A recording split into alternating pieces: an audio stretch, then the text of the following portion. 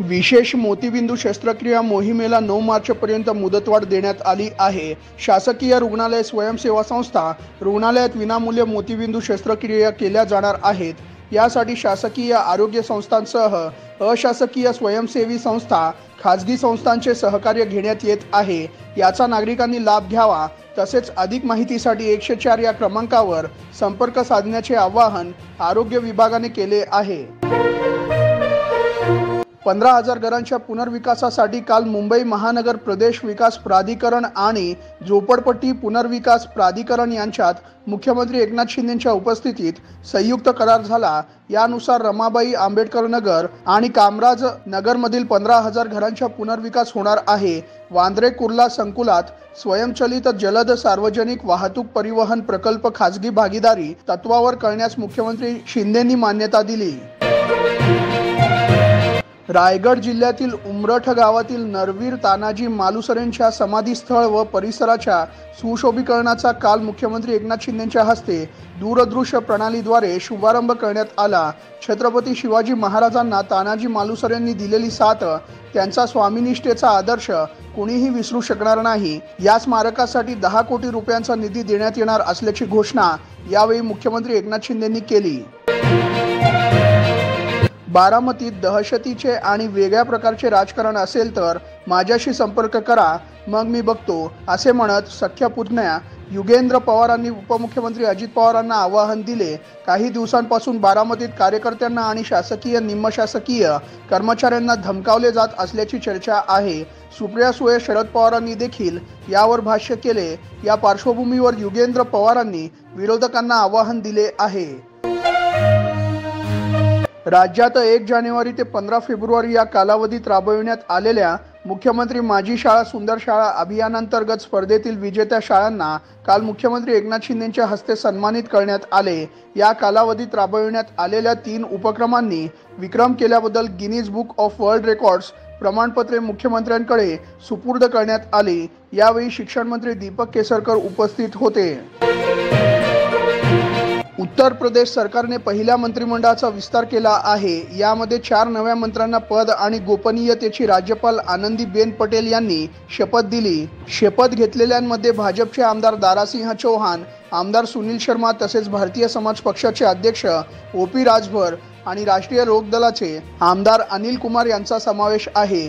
मुख्यमंत्री योगी आदित्यनाथ यांच्या उपस्थितीत हा शपथ सोहळा पार पडला। माझी राज्यसभेची 2 वर्षे शिल्लक आहेत, त्यामुळे शिंदेंच्या खासदाराला माझ्याऐवजी राज्यसभेत पाठवा, मला शिर्डीतून लोकसभेची उमेदवारी द्या, असा प्रस्ताव रामदास आठवलेंनी महायुतीकडे दिला आहे। सध्या शिर्डीतून सदाशिव लोखंडे खासदार आहेत, त्यांना राज्यसभेवर पाठविण्याची मागणी त्यांनी केली आहे। आता हा प्रस्ताव महायुती मान्य करून रामदास आठवलेंना शिर्डीतून लोकसभा लढवण्याची संधी देणार का, पाहावे लागणार आहे। आदित्य ठाकरे आणि रश्मी ठाकरे दिल्लीत पंतप्रधान नरेंद्र मोदींना भेटून आले आहेत, असा खळबळजनक दावा मंत्री दीपक केसरकरांनी केला। रश्मी ठाकरे आणि अमृता फडणवीसांचा एकत्र विमान प्रवास हा योगायोग होता, त्यामध्ये काही विशेष नाही। शिवसैनिकांनी आता तरी डोळे उघडले पाहिजेत। महायुतीबाबत ठाकरे 2 वेळा दिल्लीत ठरवूनही आले होते, पण त्यांनी शब्द फिरवला। ठाकरेंबाबतचा निर्णय मोदीच घेतील, असेही केसरकर म्हणाले। नाशिक महापालिकेत मोठा भ्रष्टाचार सुरू असल्याचा आरोप मंत्री छगन भुजबळ यांनी केला आहे। त्यांनी या भ्रष्टाचाराची उच्चस्तरीय चौकशी करण्याची मागणी मुख्यमंत्री एकनाथ शिंदे यांच्याकडे केली आहे। छगन भुजबळांनी एक पत्र पाठवत ही मागणी केली आहे। शैक्षणिक आरक्षण बदल आणि अधिकाऱ्यांच्या बदल्यांमध्ये गैरव्यवहार झाल्याचा आरोप करत 200 कोटींच्या बेकायदेशीरपणे भूसंपादनाचे प्रयत्न सुरू असल्याचेही भुजबळ म्हणाले। नाशिक महानगरपालिकेने मराठी पाट्या न लावणाऱ्यांना कारवाईचा इशारा दिला आहे। महापालिकेकडून मागील काही दिवसांमध्ये शहरातील 65,000 दुकानदारांना मराठी पाट्या लावण्याची नोटीस बजावण्यात आली होती। त्यानंतर आता महापालिकेने दुकानदारांना मराठी पाट्या लावण्यासाठी 7 मार्च पर्यंतचा वेळ दिला आहे। त्यानंतर दुकानदारांनी मराठी पाट्या न लावल्यास त्यांच्यावर दंडात्मक कारवाई करण्याचा इशारा महापालिकेने दिला आहे। पंतप्रधान नरेंद्र मोदी अमित शहा महाराष्ट्रात येऊन राज्यातील जनतेचे मनोरंजन करतात अशी टीका खासदार संजय राऊतांनी केली। कलम 370 हटवल्यानंतर शिवसेनेने पाठिंबा दिला होता। काश्मीरमधून कलम 370 हटवून काय दिवे लावले? आजही काश्मीरी पंडित अस्वस्थ आहेत। सैनिकांवर हल्ले होत आहे। पुलवामा घडला किंवा घडवला गेला व निवडणुकीसाठी शहीदांचा बाजार मांडला गेला। लाज तर तुम्हाला वाटली पाहिजे असेही राऊत म्हणाले। पंतप्रधान नरेंद्र मोदी यांनी देशातील पहिला अंडर वॉटर मेट्रोचे उद्घाटन केले आहे। पश्चिम बंगालमधील कोलकाता येथे ही मेट्रो तयार करण्यात आली असून हुगळी नदीतील पाण्याखालून बोगदा तयार करण्यात आला आहे। त्यामुळे कोलकाता आणि हावडा दरम्यान मेट्रो धावणार आहे। यामध्ये प्रवाशांना आजपासून प्रवास करता येणार आहे। मोदी यांनी आज या मेट्रोतून प्रवास केला। तसेच यावेळी त्यांनी काही विद्यार्थ्यांसोबत संवाद साधला। नाशिकमधील श्रीराम भक्तांसाठी आनंदाची बातमी आहे। नाशिकहून लखनौसाठी 31 मार्चपासून विमानसेवा सुरू होणार आहे। त्यामुळे भाविक आता नाशिक ते अयोध्या आरामदायी प्रवास करू शकणार आहेत। भाविक फक्त 5 ते 6 तासांत नाशिकहून अयोध्येला पोहोचणार आहेत। राज्यभरातून अयोध्येसाठी रेल्वे गाड्या धावत आहेत, पण रेल्वेने अयोध्येला जाण्यासाठी 20 ते 30 तासांचा कालावधी लागतो। त्यामुळे विमानाने हा प्रवास काही तासांवरच आले आहे। आगामी लोकसभा निवडणूक झाल्यावर अजित पवार गटातले 22 आमदार शरद पवार गटात परत येतील असा दावा आमदार रोहित पवार यांनी केला आहे। अजित पवार गटातला एक नेता आमदार एकत्रित करत आहे, तर 10 ते 12 आमदार आहेत जे भाजपच्या चिन्हावर लढायचे म्हणत आहेत।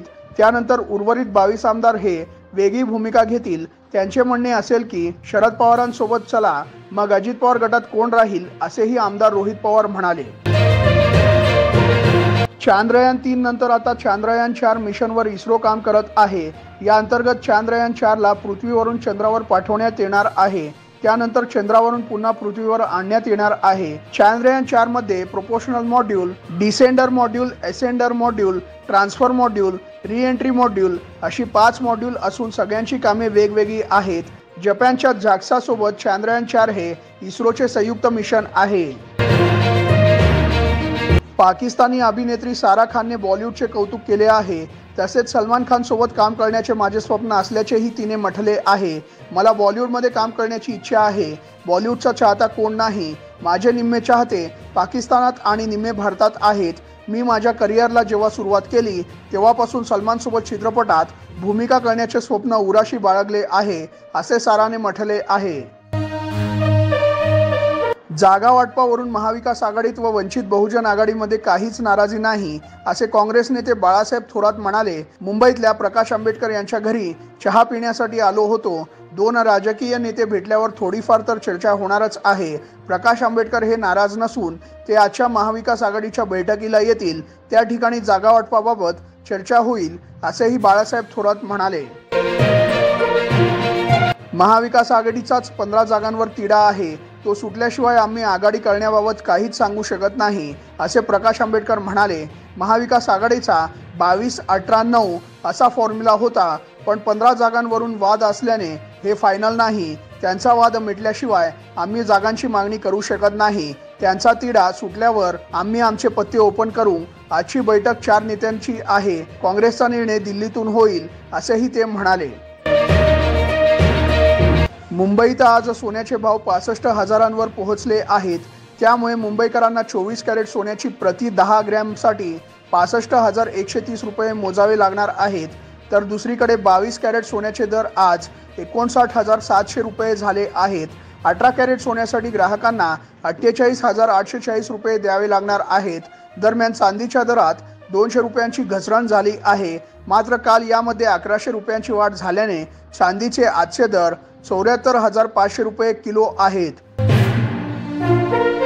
आगामी लोकसभा जागा वाटपावरून महायुतीच्या नेत्यांची केंद्रीय गृहमंत्री अमित शहांसोबत बैठक झाली। महायुतीचा एक नवीन फॉर्म्युला ठरल्याची चर्चा आहे। भाजप 32 ते 35 जागांवर निवडणूक लढवण्याची शक्यता आहे, तर शिंदे गटाचे 13 खासदार असून त्यांना 8 ते 10 जागा व अजित पवार गटाचे 2 खासदार असून त्यांना 4 ते 6 जागा भाजपकडून सोडण्याची शक्यता आहे। भाजपने 400 पारचा नारा दिल्याने जास्तीत जास्त जागा लढवण्याची शक्यता आहे।